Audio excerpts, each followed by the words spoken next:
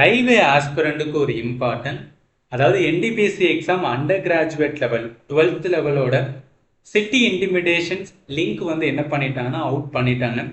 இப்போ கொஞ்சம் ப்ரீஃபாக எப்படி வந்து என்னோட எக்ஸாம் வந்து டேட்டு அண்ட் வந்து சிட்டி வந்து செக் பண்ணணும்னு சொல்லிட்டு வந்து பார்த்துக்கலாம். இப்போ யாருக்கு வந்து இது ஓப்பன் ஆகும்னா நல்லா கவனிங்க.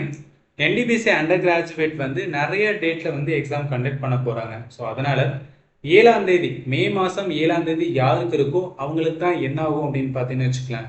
இப்போ வந்து நம்மளால் செக் பண்ண முடியும். இப்போ நம்ம டெலிகிராம் சேனலில் நான் என்ன கொடுத்துருப்பேன்னா ஒரு லிங்க் வந்து கொடுத்துருப்பேன். ஸோ அந்த லிங்கை கிளிக் பண்ணிங்கன்னா இந்த மாதிரி வரும்.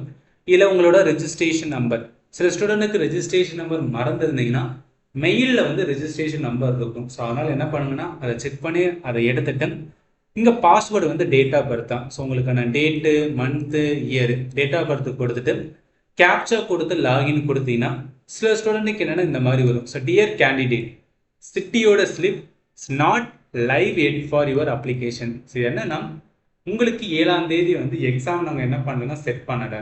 ஸோ இதுக்கப்புறம் ஏன்னா என்டிபிசி நிறைய டேட்டில் எக்ஸாம் கண்டக்ட் பண்ண போகிறாங்க. ஸோ அதனால் வேறு டேட்டில் வரும், 7ஆம் தேதி உங்களுக்கு இல்லைன்னு சொல்லி வந்து சொல்லியிருக்காங்க.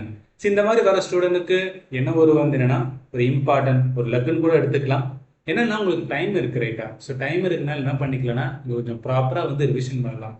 7ஆம் தேதி இருக்கிற ஸ்டூடெண்ட் ஆல்ரெடி என்ன ப்ரிப்பேர் பண்ணீங்களோ அதை ப்ராப்பராக எடுத்து நம்ம கரெக்டாக என்ன படித்தோமோ இது வரைக்கும் எல்லாத்தையும் அலைன் பண்ணி என்ன பண்ணுங்கன்னா ரிவிஷன் பண்ணுங்க.